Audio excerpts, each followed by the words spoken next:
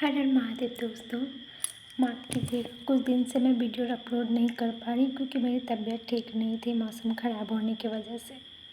तो आगे चलते हैं। एपिसोड 6 तालाब में आपने जैसा देखा कि पीयूष को लगता है उसे पानी के अंदर कोई खींच रहा है और वो डर जाता है, लेकिन उसे समीर बचा लेता है और वो लोग तालाब से निकलकर हवेली की ओर जाने लगते हैं। अब एपिसोड 7 लापता दुल्हन। रुद्र हवेली में सारे जगह तीनों को खोज चुका था और बगीचे में भी, पर उसे समीर, आयुष और पीयूष नहीं मिले। वो अभी दरवाजे पे खड़े होके चारों तरफ देख रहा था कि ये तीनों कहाँ चले गए बिना बताए। तभी सामने से तीनों आते हुए रुद्र को देखे। रुद्र ने गुस्से में कहा, तुम तीनों बिना बताए कहाँ चले गए थे? मैं कितना परेशान हो गया था, तुम्हें कुछ समझ में आता है? तुम लोगों के लिए नई जगह है, ये शहर नहीं है, गांव है, यहाँ कुछ ना कुछ होते रहता है। तुम लोग ऐसे बिना बताए क्यों चले गए थे? फिर आयुष कहता है, चिंता मत कर, हम सब ठीक है, हम लोग तालाब में नहाने गए थे। रुद्र आश्चर्य से क्या कहता है, क्या तालाब में? तुम लोग वहाँ क्यों गए थे? अभी ये लोग बात ही कर रहे थे कि पीछे से अनन्या और तन्वी आती है और कहती है, बातें छोड़ो दोस्तों, हमें बहुत भूख लगी है, प्लीज़ चलो खाने के टेबल पे बातें करते हैं। अनन्या और तन्वी भी नहा धोकर तैयार हो चुकी थी। फिर सब जाते हैं और खाना खाने लगते हैं। सब खाना खा रहे थे लेकिन पीयूष डरा हुआ था, वो ठीक से खा भी नहीं रहा था। तभी अनन्या कहती है, पीयूष तुम्हें क्या हुआ है? तुम इतने डरे हुए क्यों हो? तुम खाना क्यों नहीं खा रहे? तो फिर समीर हंसने लगता है और बोलता है, मैं बताता हूँ। पीयूष कहता है, नहीं नहीं कुछ नहीं, तो नहीं बताएगा। वो समीर के मुंह पे हाथ रख देता है। तो आयुष बोलता है, इस महाराज को कोई पानी में खींच रहा था और इसे मारने की कोशिश कर रहा था। ये सुनकर रुद्र तो दंग रह गए, लेकिन बाकी सब हंसने लगे।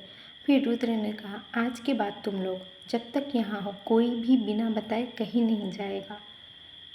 सब रुद्र को देख के बोलते हैं, ठीक है माफ़ कर दे, नहीं जाएंगे। फिर शाम का समय हो गया। सारी रस्म खत्म होने के बाद सब अपने अपने कमरे में तैयार होने चले गए। रुद्र ने शेरवानी पहनी थी जिस पे वो बहुत जच रहा था। बाकी रुद्र तो तैयार हो गया था, बाकी सब भी तैयार हो गए थे, लेकिन पीयूष अभी तक तैयार नहीं हुआ था। तो समीर कहता है, अबे मोटे, दूल्हा भी तैयार हो गया, तू अभी तक तैयार क्यों नहीं हुआ है? तो पीयूष कहता है, ये का तो आज बैंड बजने वाला है, मैं अपने बैंड बजाने का तैयारी कर रहा हूँ अच्छे से तैयार होकर। अभी सब बातें कर रहे थे कि लता नीचे से चिल्लाती है, रुद्र जल्दी से नीचे आ जाओ, सहरा मारने का समय आ गया है। तो रुद्र नीचे जाने लगता है और सारे दोस्तों को कहता है, मैं नीचे जा रहा हूँ, सहरा मारने के बाद शादी की रस्म शुरू होगी, तुम लोग जल्दी से नीचे आ जाना। रुद्र अचानक से दरवाज़ा खोलता है और सामने तन्वी रहती है और वो हड़बड़ा के गिरने लगती है। फिर रुद्र उसे पकड़ लेता है। वो तन्वी की आंखों में देखने लगता है और खो जाता है। तन्वी बिल्कुल वैसी ही तैयार हुई थी जैसे वो पहली बार फ्रेशर्स पार्टी में तैयार हुई थी, जब रुद्र ने पहली बार तन्वी को देखा था। वो लोग कॉलेज में आए थे तो सीनियर की तरफ से फ्रेशर्स पार्टी रखी गई थी, जिसमें तन्वी ने एक बारबी फ्रॉक पहनी थी और वो बहुत सुंदर लग रही थी। उसने हल्का मेकअप किया था, वैसे ही आज वो तैयार हुई थी। उसने काले रंग का लहंगा, काले रंग की चूड़ी, काले रंग की बिंदी, वो बहुत सुंदर लग रही थी और रुद्र तन्वी को देखे जा रहा था। तभी पीयूष पीछे से आता है, कहता है, क्या कर रहा है, तेरी शादी है आज? तो कहता है, कुछ नहीं कर रहा, तन्वी गिर रही थी तो मैंने उसे पकड़ लिया। तन्वी कहती, मैं गिर रही थी या तुमने मुझे धक्का दिया? फिर समीर कहता है, बस करो यार, नीचे लता आंटी बुला रही है, चलो। फिर सब एक साथ नीचे आने लगते हैं और लता रुद्र को सहरा पहनाने लगती है। जब सहरा पहनाने की रस्म हो जाती है तब तक समीर बहुत सारी फ़ोटो ले लेता है। फिर कहता है, चलो सब एक साथ ग्रुप में फ़ोटो ले लेते हैं। फिर समीर फ़ोटो लेने लगता है और सब अलग अलग पोज देने लगते हैं।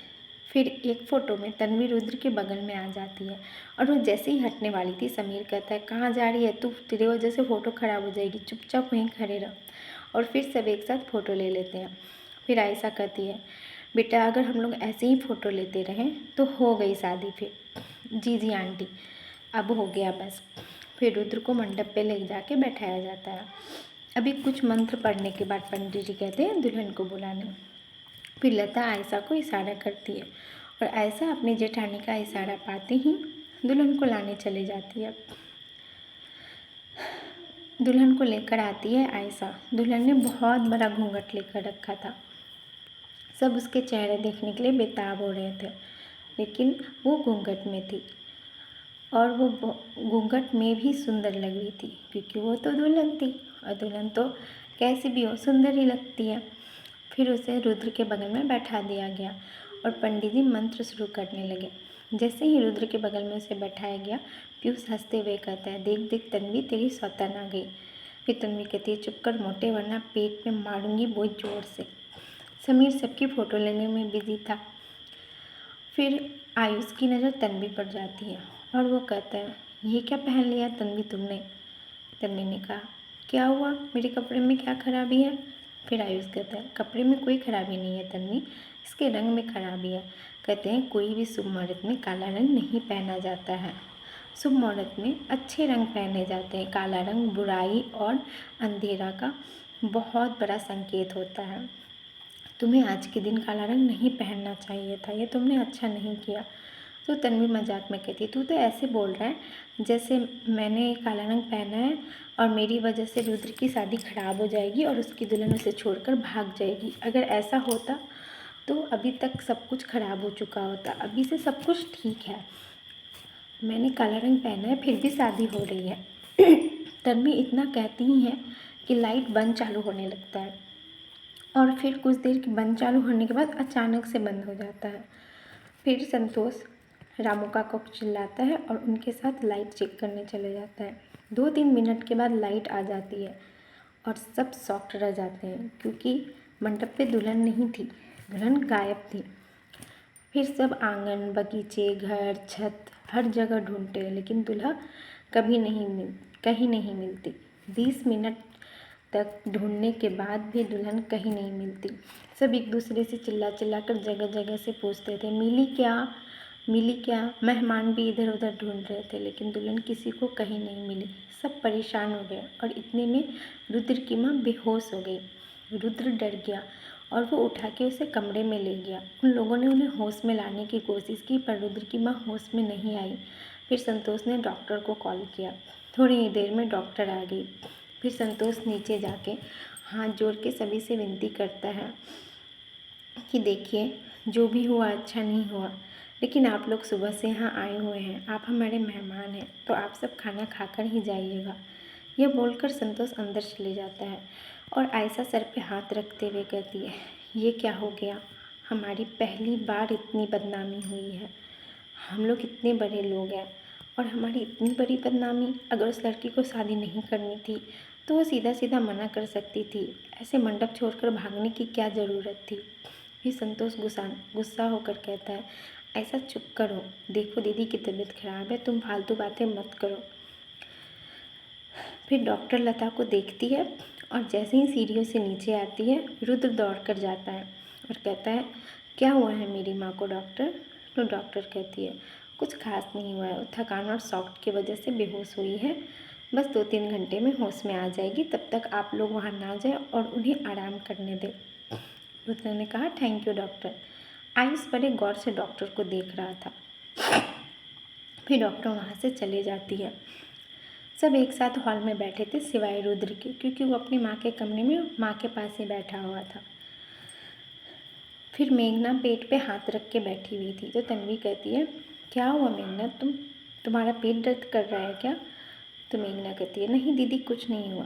तन्वी कहती है, तुम्हें भूख लगी है, चलो खाना खा लो, देखो लता आंटी की तबीयत खराब है, अगर हम सब भी ऐसे रहेंगे तो हमारी देखभाल कौन करेगा, और हम ही ठीक नहीं रहेंगे तो हम लोग एक दूसरे को संभालेंगे कैसे।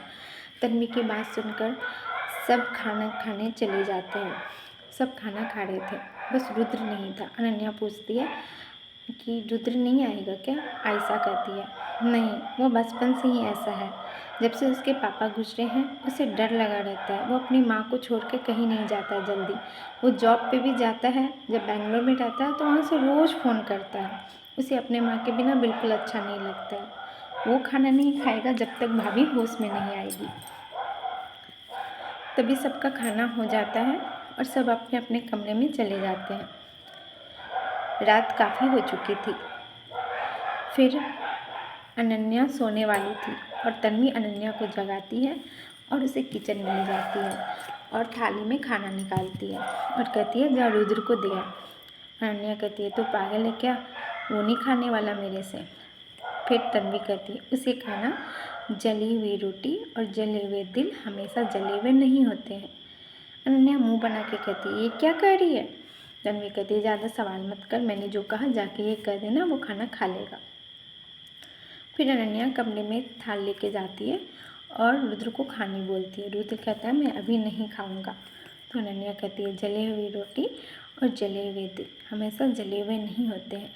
तभी रुद्र को कॉलेज का कैंटीन याद आता है जिसमें तन्वी ने पहली बार रुद्र के लिए खाना बनाया था। सारी रोटियां जली हुई थी और पूरी टाइट थी, फिर भी रुद्र ने खाया था। तन्वी की आंखों में आंसू आ गए थे। उसने कहा कि इतना गंदा रोटी तुमने कैसे खा लिया। तो फिर रुद्र ने कहा क्योंकि ये प्यार से बनाया गया था, आँच ज़्यादा लगने की वजह से ये जल चुका है। तो फिर तन्वी कहती है मतलब। तो कहती है, रुद्र कहता है तुमने मेरे लिए बहुत प्यार से बनाया, बस सिक ज़्यादा गया है, पक ज़्यादा गया है और कुछ नहीं है। तो फिर रुद्र कहता है देखो तुमने, हमेशा जली हुई रोटी जली नहीं होती है, जले हुए रोटी और जले हुए दिल हमेशा जले नहीं होते। तन्वी को कुछ समझ में नहीं आता है, लेकिन रुद्र कहता है तुम्हें धीरे धीरे सब समझ में आ जाएगा।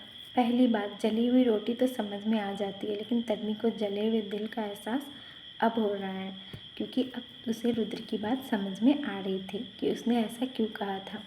अनन्या ने इतना ही कहा था रुद्र खाना खाने लगता है। अभी रुद्र 1-2 बाइट खाया ही था कि बाहर वाले गेट की घंटी बजती है। फिर अनन्या कहती है इतनी रात को कौन आ गया, यहाँ सब रात को ही क्यों आते हैं, देर रात को। फिर सब नीचे, जब तक रुद्र और अनन्या नीचे जाते गेट खोलने, बाकी सभी उस बेल की आवाज़ से हॉल में इकट्ठा हो जाते हैं। तो संतोष दरवाज़ा खोलता है और देखता है कि सामने इंस्पेक्टर था, उसके साथ एक हवलदार भी। फिर वो दोनों अंदर आ जाते हैं और रुद्र को कहते हैं कैसा है रुद्र। रुद्र कहता है ठीक ही हूँ अजय, तुम बताओ तुम कैसे हैं। मैं भी ठीक हूँ। फिर वो दोनों गुस्से से एक दूसरे को घूरने लगते हैं। फिर संतोष कहता है कहिए अजय जी कैसे आना हुआ। तो अजय कहता है क्या कैसे आना हुआ, आप लोग तो बड़े आराम से खा पी के सो रहे हैं, जैसे कुछ हुआ ही नहीं हो। आपके घर से आपकी होने वाली बहू गायब है, आप लोगों को कोई चिंता है या नहीं, आप लोगों ने FIR तक नहीं लिखवाई। तो रुद्र गुस्से से कहता है अगर हम FIR लिखवाने जाते तो आप कहते अभी 24 घंटा नहीं हुआ है, 24 घंटे के बाद FIR लिखवाई जाएगी। फिर अजय कहता है लगता है तुमने कानून की पढ़ाई बहुत की है। फिर हवलदार माखन लाल कहता है तुम बॉस को मत सिखाओ, बॉस को सब कुछ पता है, समझे रुद्र। तो रुद्र चुप हो जाता है और कहता है देखिए मुझे लता आंटी से बात करनी है, मुझे उनसे कुछ पूछताछ करनी है उस लड़की के बारे में। तो संतोष कहता है देखो दीदी की तबीयत अभी ख़राब है, डॉक्टर उन्हें चेक करके गए हैं, आप हो सके तो सुबह आइए पूछताछ करने। फिर वो पूछता है कि आप लड़की के बारे में कोई जानकारी दे सकते हैं। ये संतोष कहता है देखिए लड़की को तो दीदी ही नहीं पसंद किया था, हम सब में से किसी ने उसे नहीं देखा, बस इतना पता है कि उसका नाम गौरी है। और जब उसे दीदी ने पसंद किया था उस समय हम और आयशा दोनों अपने ससुराल गए थे। मैं आयशा के मायके गया हुआ था क्योंकि वहाँ शादी थी। तो फिर अजय कहता है अच्छा है। फिर रुद्र को कहता है क्या तुम्हारे पास कोई तस्वीर है। तो रुद्र कहता है नहीं मेरे पास कोई तस्वीर नहीं है। फिर अजय कहता है अजीब लोग हैं ये सब, एक लड़की की शादी हो रही है, ना इसकी तस्वीर है ना कोई जानकारी है, बिना जानकारी के ये लोग कैसे शादी कर सकते हैं। फिर माखन लाल कहता है चलिए सर हम लोग सुबह ही आएंगे। फिर वो लोग चले जाते हैं। आयुष पूछता है रुद्र से ये इंस्पेक्टर इतनी गुस्से में क्यों था। रुद्र कहता है क्या बताऊँ यार, ये मेरे बचपन का दोस्त था, लेकिन बड़े होते ही पता नहीं हम दोनों में दुश्मनी कैसे हो गई। बचपन में मुझे चोट लगी थी। वो अपना बाल हटाते हुए रुद्र दिखाता है, एक काला निशान था। आयुष कहता है मैंने तो आज तक नहीं देखा। रुद्र कहता है क्योंकि मैं बाल से इसे छिपा के रखता हूँ, जब से मुझे यह चोट लगी मैं बचपन की सारी बातें भूल चुका हूँ। और सेम इसी तरह अजय के सर के पीछे भी ये निशान है और वो भी भूल चुका है और अब हम दोनों दोस्त से दुश्मन बन चुके हैं। पता नहीं क्यों वो मुझसे चिढ़ता रहता है और मुझे उस पर गुस्सा आता रहता है। फिर सब सो जाते हैं। सुबह होते ही लता को होश आ जाता है और रुद्र उसके पास बैठा हुआ रहता है और उसे समझाता है, देखो माँ, तुम ज़्यादा टेंशन मत लो, सब ठीक हो जाएगा। तभी तन्वी चाय लेकर आती है और एक छोटी कप में चाय थी और एक बड़ी कप में। तो लता छोटी कप उठाते हुए कहती है, तुम्हें कैसे पता रुद्र बड़े कप में चाय पीता है? फिर तन्वी हड़बड़ा कर कहती है, वो आंटी चाय तो मैंने ही बनाई थी पर छानी ऐसा चाची ने थी। फिर जैसे ही लता चाय पीती है कहती है, ये तो बिल्कुल रुद्र की तरह चाय बनी है जैसा रुद्र बनाता है। फिर तन्वी घबरा जाती है और कहती है, मुझे चाची ने कहा था चाय दे के जल्दी नीचे आने, और वो हड़बड़ाहट से वहाँ से चले जाती है। फिर रुद्र को याद आता है जब रुद्र के कमरे पे, जहाँ पे रुद्र, पीयूष, समीर एक साथ रहते थे, वहाँ तन्वी रुद्र के साथ पढ़ाई करने आती थी। और जब रुद्र ने तन्वी को चाय बनाने कहा था, उसने कहा था मुझे चाय बनाने नहीं आती। तभी रुद्र ने ही तन्वी को चाय बनाने सिखाया था और उसे बताया था कि वो हमेशा बड़े कप में ही चाय पीता है, वो उसकी आदत है। फिर लता कहती है, कहाँ खो गए बेटा, चाय ठंडी हो जाएगी, चाय पी लो। तो रुद्र चाय पीने लगता है। तभी रामू काका आते हैं और कहते हैं, मालकिन नीचे इंस्पेक्टर अजय आए हैं, वो आपको बुला रहे हैं। रुद्र कहता है, जाओ उन्हें बैठने का ना कहना, हम थोड़ी देर में आ रहे हैं। फिर लता और रुद्र नीचे आते हैं, बाकी सब हॉल में ही थे। फिर अजय लता के पैर छूता और कहता है, कैसे हैं आंटी आप? कहती है, मैं ठीक हूँ बेटा, बैठो। तो फिर अजय कहता है, माफ़ कीजिएगा आंटी, आपकी तबीयत ठीक नहीं है, फिर भी मैं आपसे पूछताछ करने चले आया। लता कहती है, कोई बात नहीं बेटा, पूछो जो पूछना है। आंटी वो लड़की, अच्छा गौरी के बारे में पूछने आए हो? लता कहती है, जी हाँ। वो आपको कहाँ मिली, उसका घर कहाँ है, उसके बारे में आप कुछ बता सकती हैं? तो फिर लता कहती है, बस कुछ महीने पहले जब संतोष और आयशा उसके मायके गए थे, तब मैं मेघनाथ मंदिर पूजा करने गई थी और रास्ते में गाड़ी ख़राब हो गई।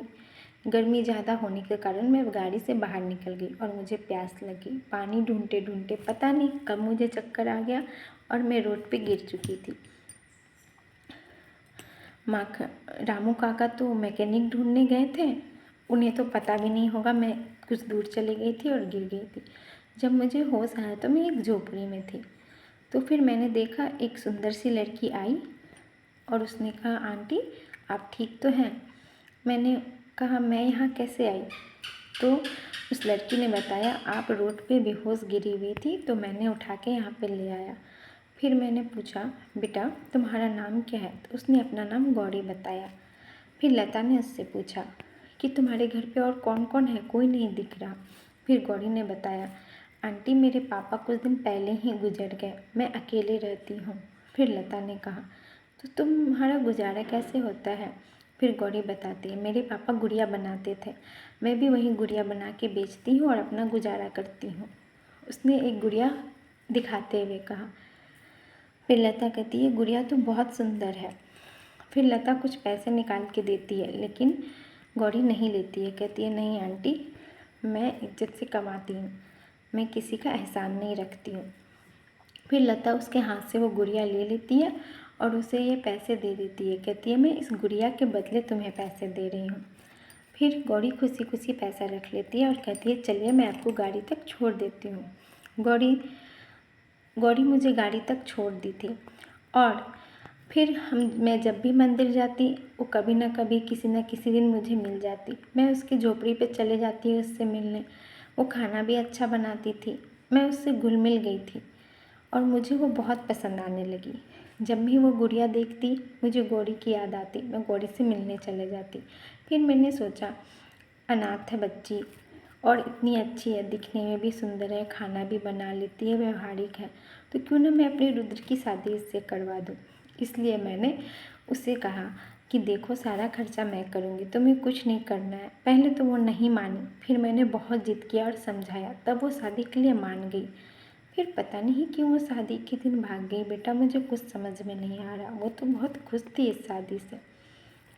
फिर इंस्पेक्टर अजय कहता है, क्या वो गुड़िया आप मुझे दे सकती हैं माँ जी? लता कहती है, ठीक है मैं लाती हूँ। लता जैसे ही वो गुड़िया लाती है, आयुष लता के हाथ से वो गुड़िया ले लेता है और उसे गौर से देखने लगता है। वो गुड़िया की 2 चोटी थी, बड़ी बड़ी भूरी आँखें और लाल रंग की फ्रॉक पहनी हुई थी। तभी अजय कहता है कि आपने गुड़िया पहले कभी नहीं देखी? वो सबूत है, उसे मुझे दे दीजिए। फिर आयुष अजय को गुड़िया दे देता है। मेघना नाश्ता लेकर आती है, लेकिन अजय नाश्ता नहीं करता। कहता आंटी मैं बहुत जल्दी में हूँ तो मैं चलता हूँ, और अजय गुड़िया लेकर चले जाता है। फिर अनन्या आयुष के पास आती है और कहती है तू वो गुड़िया इतने गौर से क्यों देख रहा था? अरे कुछ नहीं, मुझे वो गुड़िया बहुत अच्छी लग रही थी, आयुष ने कहा। अनन्या कहती है झूठ मत बोल, तू कुछ छुपा रहा है, चल जल्दी बता। फिर आयुष कहता है इटली में एक गार्डन था, बहुत बड़ा और बहुत पुराना। वहाँ एक गार्ड नौकरी करता था। वहाँ एक बच्चे की अकस्मात मौत हो जाती है और उस पार्क के तालाब में उसकी लाश मिलती है। तो फिर कुछ दिन के बाद उस तालाब में ऐसे ही जैसी आज गौरी ने गुड़िया दी थी लता आंटी को, वैसी ही गुड़िया मिलती है। तो वो गार्ड उसे उस बच्ची का समझ के पैर में लटका देता है। फिर 2 दिन बाद गुड़िया मिलती है, फिर उसके अगले दिन गुड़िया मिलती है, और वो ज़्यादा संख्या में मिलने लगती है, कभी 3, कभी 5, कभी 10, और वो पूरा गार्डन गुड़िया से भर जाता है। और कुछ दिन के बाद उस गार्ड की लाश उस तालाब में पानी पे तैरती हुई मिलती है। वहाँ के लोग कहते हैं कि उस गुड़िया ने ही उसे मारा है। उस गुड़िया में उस बच्ची की जान बसती थी और उसे किलर डॉल कहा जाता था। अनन्या कहती है मतलब? तो फिर आयुष ने बताया कि गुड़िया की मदद से वश में करना, जादू टोना करना। तो फिर अनन्या कहती है तू पागल है क्या, कुछ भी बोलता है। आयुष कहता है नहीं मैं सच कर रहा हूँ, तुम नेट पे सर्च करना इटली का गार्डन, तुम्हें ये सब कहानियाँ मिलेगी। ये गुड़िया लोग जादू टोना और वश में करने के लिए बनाते हैं, और मुझे लगता है गौरी ने लता आंटी को वश में करने के लिए गुड़िया बनाई थी और उन्हें दी थी, ताकि लता आंटी उनके वश में आ जाए और रुद्र से शादी करने के लिए हाँ बोल दे। फिर अनन्या कहती है तो ऐसा श्योर कैसे बोल सकता है, क्योंकि अगर ऐसा होता तब तो गौरी का काम हो ही रहा था, और गौरी से मंडप छोड़ के क्यों भाग जाती। आयुष करता है मुझे भी डाउट हो रहा है, कुछ समझ में नहीं आ रहा है। जब गौरी का काम हो रहा था तो वो बीच में मंडप छोड़ के क्यों चली गई? कुछ तो उलझन है, समझना पड़ेगा इसे। लेकिन तुम मान ना मान अनन्या, ये गुड़िया वैसी ही दिखती है जैसे इटली के गार्डन में पाई गई थी। तुम ही सोचो, कोई अनजान लड़की जिसके आगे पीछे कोई नहीं है और उसके पास कुछ है भी नहीं, उससे लता आंटी अचानक से कैसे अपने बेटे की शादी करने लगेगी। तो दोस्तों आशा करती हूँ आपको कहानी पसंद आ रही होगी। Please like and subscribe. धन्यवाद।